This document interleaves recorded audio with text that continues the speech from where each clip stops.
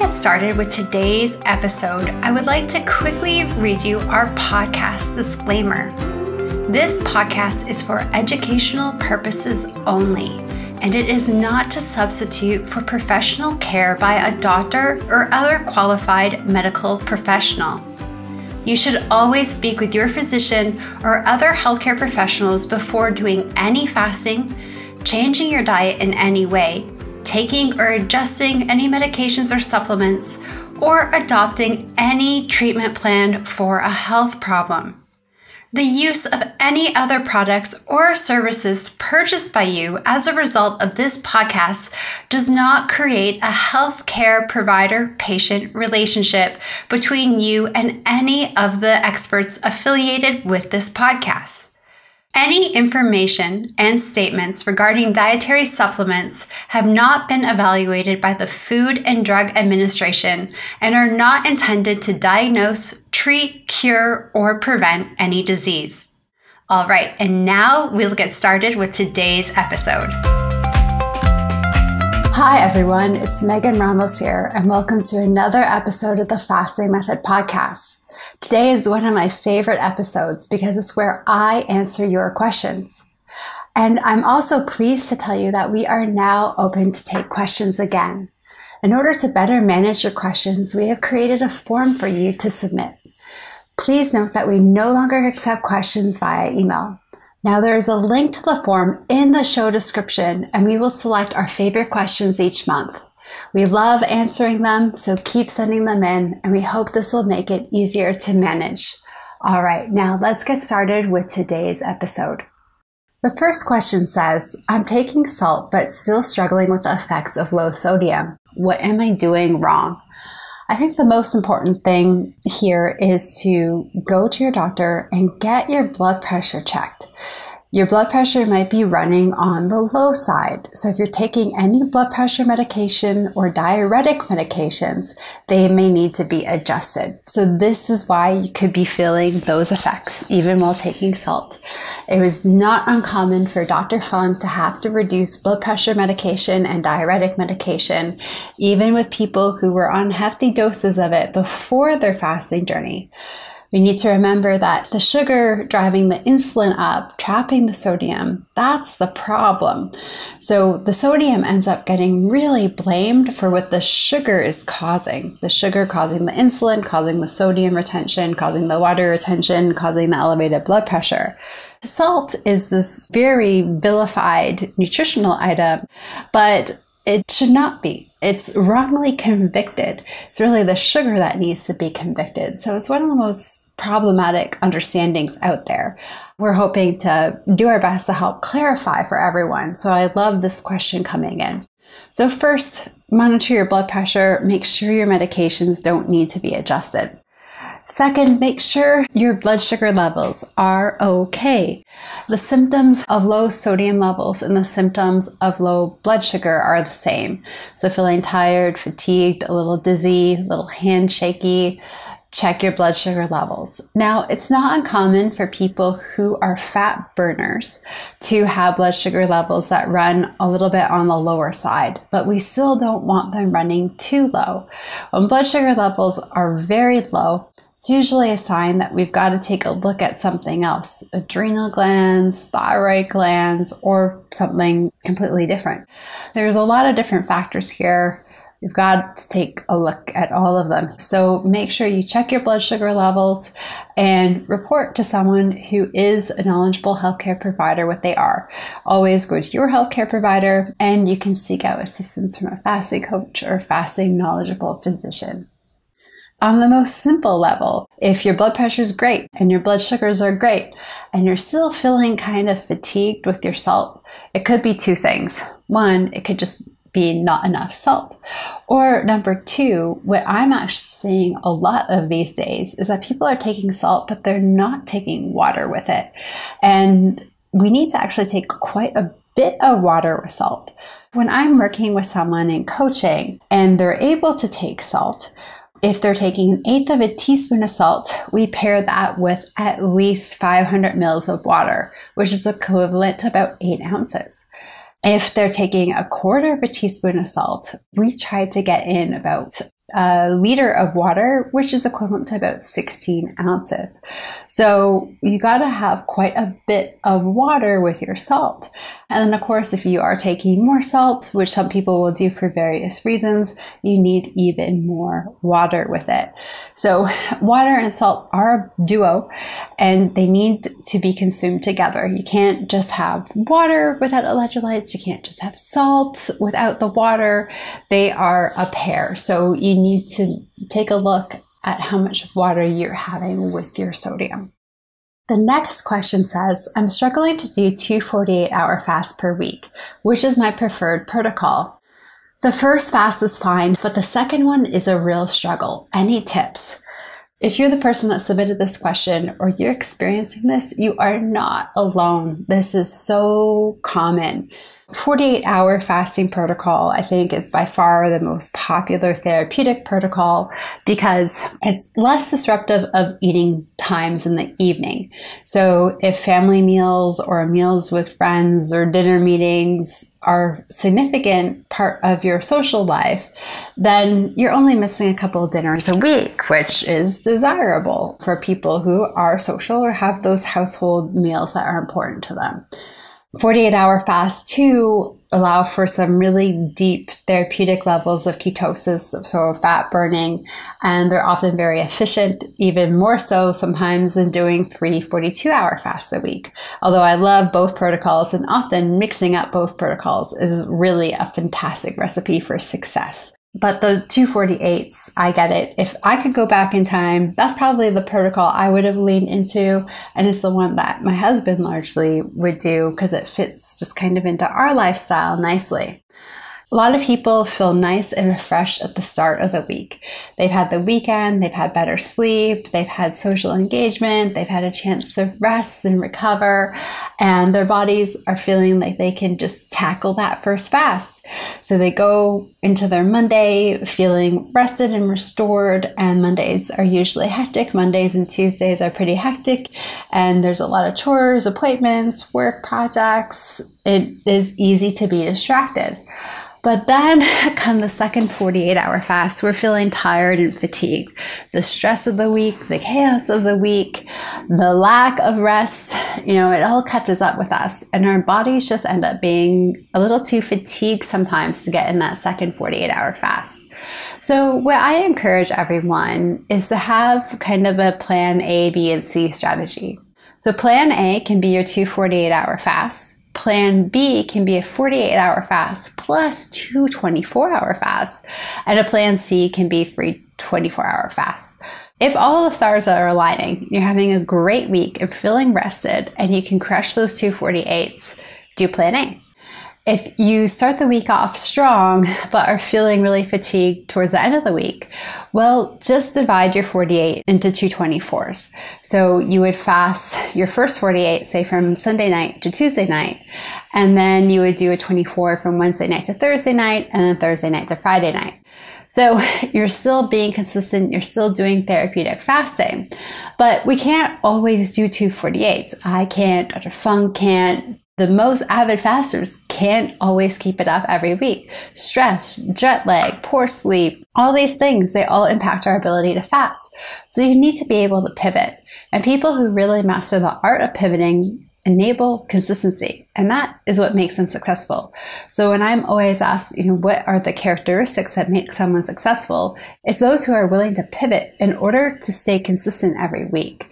You might get a lot of weeks of 2 48s, and you might have a handful of weeks of a 48 plus 2 24s. And that is totally okay too. You're doing something every week. Some weeks you might take leaps forwards, and some weeks you might take steps forwards. But the point is, you're moving forwards. And I always think everyone should have a plan C where it's 3 24-hour fasts a week. There are going to be weeks that really kick our butt. My husband just had one of those. He had to fly to Orlando, Florida from San Francisco for a family emergency. It was a really hectic week, and then he had to fly back here, and our baby was having a sleep regression, and he was just feeling like he had his butt kicked to the curb. And those are not weeks to try to do 2 48s. And he was eager to sort of optimize some body composition markers after my pregnancy, the holidays, becoming a new dad. So he wanted to get back on track. So, getting in 324s was doable. We all have these times where it really feels like life is pouring on us. So whatever those times might be for you, 324s is great. And even doing 3 days of fat fasting is still a therapeutic and consistent strategy too. So you could have a plan A, a plan B, a plan C, and a plan D, where the plan D is fat fasting. So try that out. See how it goes, and just allow yourself the flexibility. It does not always have to be 248s, but being consistent with something every week, even something as simple as fat fasting, you're going to crush your goals in no time. So don't be afraid. Sometimes we take baby steps. Sometimes we take big steps. Sometimes we take big leaps. Sometimes we run.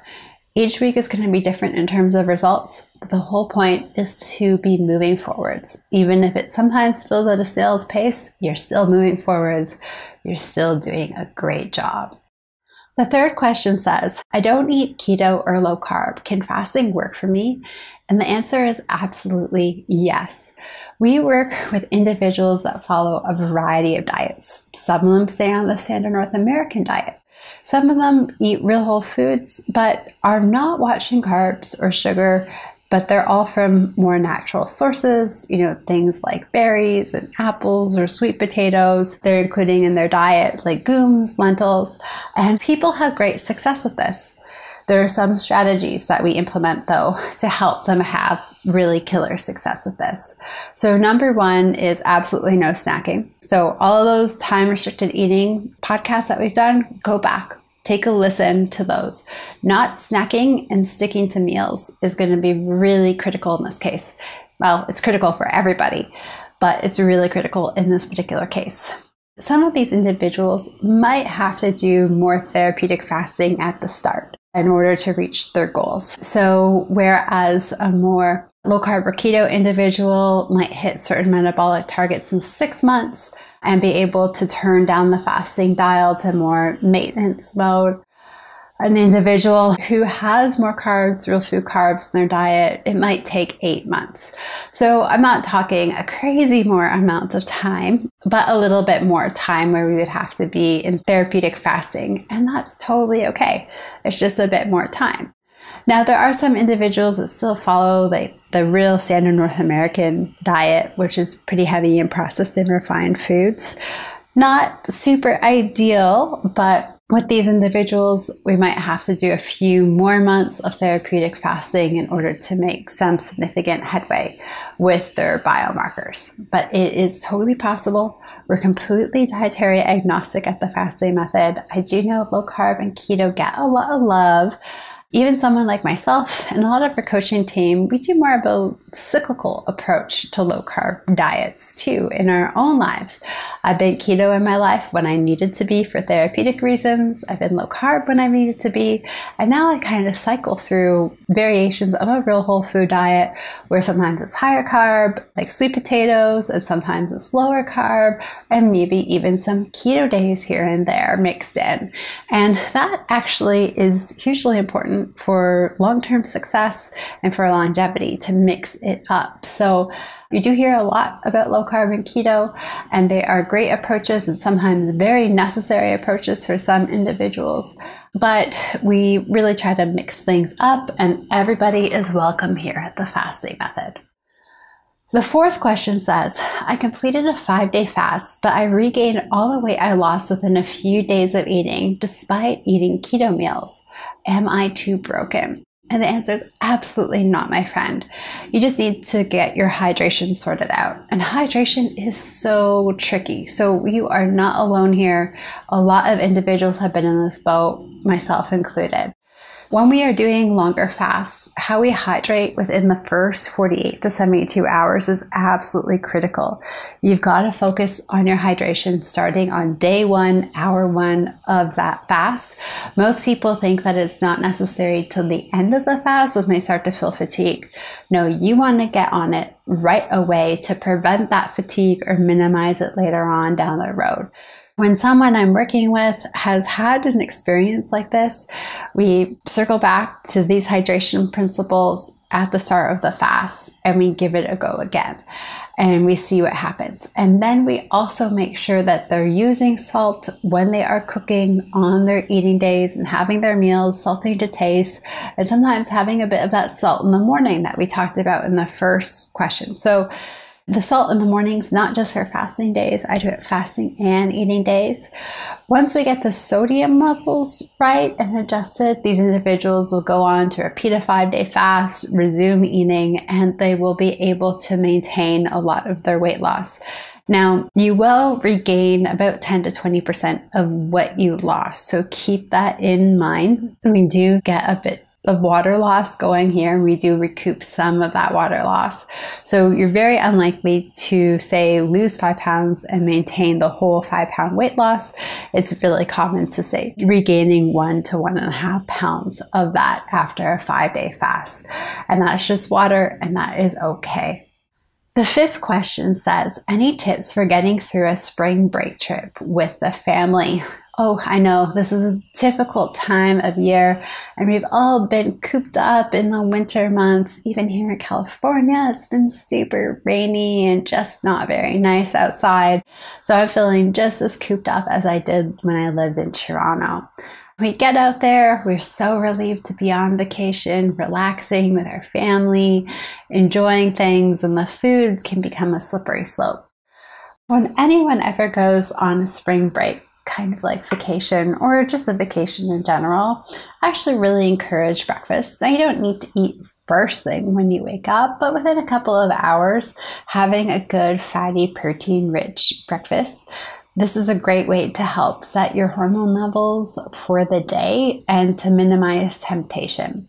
So anytime I travel, whether it's a European city or we're in Hawaii on vacation, always having, some bacon, eggs, and avocado in the morning. If you're more on the plant-based side of things, just have some full fat coconut cream or coconut yogurt. You can have avocados again. They're really great ways to bulk up your fat and your protein and fiber intake and help really keep the cravings down for the rest of the day.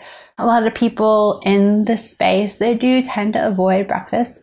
This is one of those times where you should probably try to prioritize breakfast. Once we start the day nice and satiated with well-balanced insulin levels, well, then it makes it really easy to turn down a lot of the temptation and reduce a lot of the snacking later on in the day. So prioritize breakfast. Tip number 2 is adult beverages. If you do consume them, you gotta consume them with meals. Number 1. Consume them with meals, not in between meals. Number 2, you've got to be careful about what you are consuming if you're going to consume adult beverages. So something like wine, for instance, dry wine.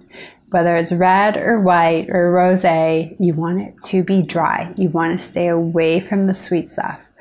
When it comes to spirits that you'd have with mixers, you've got to be really careful. There's a lot of sugar in a lot of these mixers. And probably one of the most deceiving ones is tonic water. Tonic water is just full of sugar. And most people are really surprised to hear that. So good alternatives would be seltzer water, carbonated water.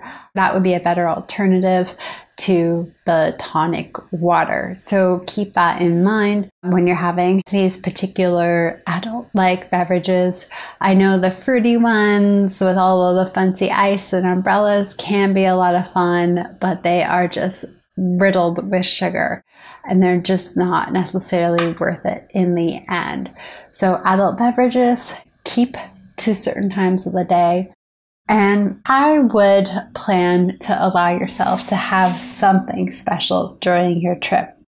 When we give ourselves a little bit of permission, it usually prevents a landslide. So we're going on vacation. There is a good chance we're going to have a temptation.